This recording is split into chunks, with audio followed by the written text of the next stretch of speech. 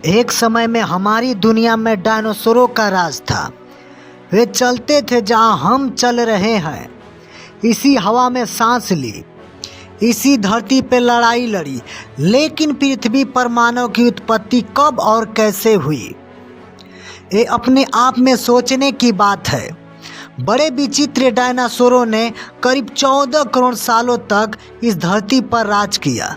डायनासोरों की कई हजार प्रजाति थी। इनमें से कोई शाकाहारी थे तो कुछ मांसाहारी और कुछ बहुत शांत स्वभाव के थे और कुछ डायनासोर बहुत ही हिंसक और खतरनाक थे। ये उस समय के सबसे सफल जीव थे। लेकिन फिर अचानक ऐसा क्या हुआ? वह कौन सी घटना थी जिसने इनका नामो निशान मिटा दिया? आइए जानते हैं पृथ्वी पर मानव का जन्म कब हुआ। इसे जानने के लिए हमें करोड़ों साल पीछे जाना होगा और डायनासोरों के उस अंतिम दिन को करीब से देखना होगा। तो आइए चलते हैं आज से 65 मिलियन साल यानी कि 6 करोड़ 50 लाख साल पीछे। आज से लगभग 6.5 करोड़ साल पहले धरती पर मौसम सामान्य था। चारों ओर सूरज की रोशनी बिखरी हुई थी। लंबे लंबे पेड़ से टकराती समुद्र की ठंडी हवाएं और चारों तरफ डायनासोर के चिल्लाने चीखने की आवाज़ें। जब ये सारी डायनासोर प्रजाति आराम से धरती पर अपना जीवन बिता रहे थे, तब 10 करोड़ साल पहले ही इनकी किस्मत लिखी जा चुकी थी। 10 करोड़ साल पहले एक छोटा एस्टेरॉयड का टुकड़ा जो दूर अंतरिक्ष से आ रहा था, वो पृथ्वी से लगभग 20 करोड़ मील दूर मंगल और बृहस्पति के बीच क्षुद्र बेल्ट में घूम रहे एक बड़े एस्टेरॉयड से जा टकराता है। इस टकराव से उसे बड़े एस्टेरॉयड की दिशा बदल जाती है और वह क्षुद्र गृह बेल्ट से निकलकर सीधे पृथ्वी की ओर 22,000 मील प्रति घंटे की रफ्तार से बढ़ने लगता है। जब एस्टेरॉयड पृथ्वी से 3,84,000 किलोमीटर दूर पर था, तब शायद धरती से डायनासोरों का अंत नहीं होता यदि एस्टेरॉयड पृथ्वी के उपग्रह चांद से टकराता। लेकिन नियत को कुछ और ही मंजूर था, इसलिए बड़ा एस्टेरॉयड चांद के बहुत नज़दीक से गुजर गया। 40 किलोमीटर के व्यवसाय वाला ट्रिलियन मैट्रिक टन का एस्टेरॉयड प्रत्येक सेकंड के साथ साथ पृथ्वी की तरफ बढ़ता जा रहा था। एस्टेरॉयड जब पृथ्वी के वातावरण के संपर्क में आया तो इसकी रफ्तार एकाएक 70,000 किलोमीटर प्रति घंटा हो गई। पृथ्वी के वायुमंडल में घुसते ही घर्षण की वजह से यह एक भयानक आग के गोले में बदल गया। ये इतनी रफ्तार से धरती की ओर बढ़ रहा था, सिर्फ 4 मिनट में इसने अटलांटिक ओशिका को पार कर लिया। इसमें चमक इतनी अधिक थी कि पृथ्वी पर टकराने से पहले ही हजारों जीव आग के इस दहकते गोले को देखकर पूरी तरह अंधे हो चुके थे।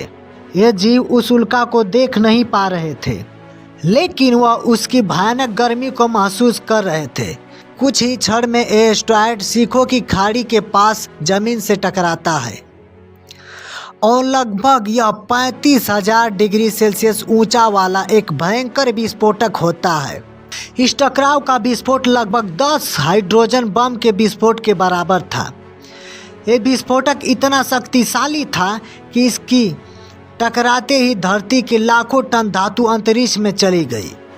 टकराने वाली जगह पर 180 किलोमीटर चौड़ा 20 किलोमीटर गहरा गड्ढा बन गया। विस्फोटक के कारण इस गड्ढे का सारा मेटल और पत्थर आसमान में धूल के बड़े बादल में बदल गए। 16 मिनट 40 सेकंड के बाद जमीनी टकराव की वजह से धरती के अंदर चारों ओर 12.1 तीव्रता की भूकंपीय तरंगें उठने लगी। इसी वजह से समुद्र में विशालकाय लहरों का निर्माण हुआ और एक के बाद एक सुनामी लहरें चारों तरफ बढ़ने लगी। भूकंपीय तरंगों ने सभी सक्रिय ज्वालामुखियों को दहका दिया। इसके कारण जगह जगह डायनासोरों का विनाश शुरू हो गया। धरती के महाविनाश की प्रक्रिया आरंभ हो चुकी थी। इस भयानक विस्फोट में रेडिएशन की मात्रा इतनी बढ़ गई कि इसके 800 किलोमीटर की दायरे में आने वाले सभी जीव जंतु जलकर पूरी तरह राख के ढेर में बदल गए। इस महान विनाश में उड़ने वाले डायनासोर जमीन खतरों से तो बच निकले थे। ये तो महाप्रलय की शुरुआत मात्र थी। विस्फोटक की वजह से जो लाखों टन मेटल, धातु और पत्थर अंतरिक्ष में गया था, ठीक 40 मिनट बाद आग के गोले के रूप में वे धरती पर बरसने लगे। 6000 किलोमीटर प्रति घंटे की रफ्तार से पृथ्वी की दूसरी तरफ मौत लेकर आ रहा था।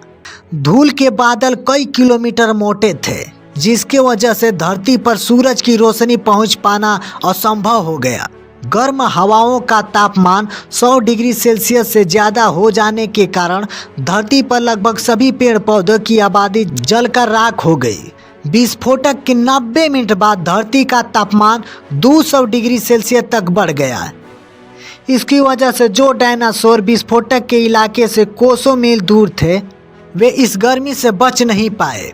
इस महाप्रलय से लगभग कुल 90% जाति धरती से खत्म हो गई थी और जो 10% जीव धरती पर बच गए थे, उसमें सिर्फ वही जीव जिंदा रह सके जिसका वजन 30 किलोग्राम से कम था। जिसके कारण ये थे कि उस महाप्रलय में लाखों की संख्या में जीव मारे जा चुके थे और पेड़ पौधों की सारी आबादी भी जलकर राख हो चुकी थी, जिसके चलते यहाँ जो बड़े और विशाल काय जीव बच गए थे, उन्हें भरपूर मात्रा में खाना पीना न मिल सका। ये महाप्रलय किसी अन्य जीव के लिए फायदेमंद साबित होने वाला था। धरती पर डायनासोरों का अंत एक छोटी प्रजाति के लिए एक सुनहरा अवसर लेकर आया और वह प्रजाति थी मेल्स। मेल्स क्या थे? कैसे बच गए महाप्रलय से? आज से करीब 40 लाख साल पहले अफ्रीका के पूर्वी इलाके में एक नए पर्वत श्रृंखला का निर्माण हुआ। ईस्ट अफ्रीकन ट्रिफ्ट वैली के पर्वत यहाँ आने वाले मौसम हवाओं के लिए एक अवरोधक बन गई और इस वजह से यहाँ के जंगलों में बारिश आनी बंद हो गई। इसी जंगल में रहते थे एप्स। एप्स से पेड़ के ऊपर रहते थे जहाँ इनको खाने की कोई कमी नहीं थी। इस वजह से हमेशा पेड़ पर ही रहते थे। लेकिन अब यहाँ समय के साथ साथ सूखा पड़ने लगा। बिना बारिश के जंगल पूरी तरह साफ हो गए। एप्स के लिए खाने की समस्या उत्पन्न हो गई। खाने की तलाश में उन्होंने पेड़ से उतरने का निर्णय लिया। ये हमारे पूर्वज थे जिन्होंने बहुत बड़ा निर्णय लिया। इनका दिमाग एक संतरे जितना बड़ा था और आकार में 4 फीट लंबे होते थे। कई हजार सालों के विकास करने के बाद हमारे पूर्वज अब 2 पैर पर चलने लगे। इससे ऊर्जा कम खर्च होती थी और ये चलते हुए भी खा सकते थे। अब इनका दिमाग भी तेजी से बढ़ रहा था। ये धीरे धीरे होशियार बन रहे थे। समय के साथ विकास की प्रक्रिया चलती रही। हमारे पूर्वज धीरे धीरे विकसित होने लगे और इनका दिमाग भी धीरे धीरे बड़ा होने लगा। समय के साथ साथ इन्होंने पत्थर से हथियार बनाना सीख लिया। अब शिकार करना काफ़ी आसान हो गया था। समय के बीतने के साथ साथ हमारे पूर्वजों ने आग को काबू करना सीख लिया। आग की खोज हमारे पूर्वज के लिए सबसे बड़ी खोज थी। ये उन्हें गर्मी, रोशनी और अंधेरे में सुरक्षा देती थी और उसी वजह से अब परिवार भी बनने लगा। हमारे पूर्वज अब साथ साथ रहने लगे। आग में पका मांस चबाने में कम ऊर्जा खत्म होती थी और इसी वजह से ऊर्जा अब उनके दिमाग में खर्च होने लगी। हमारे पूर्वजों का दिमाग अब काफ़ी बड़ा हो चुका था। जय हिंद, जय भारत।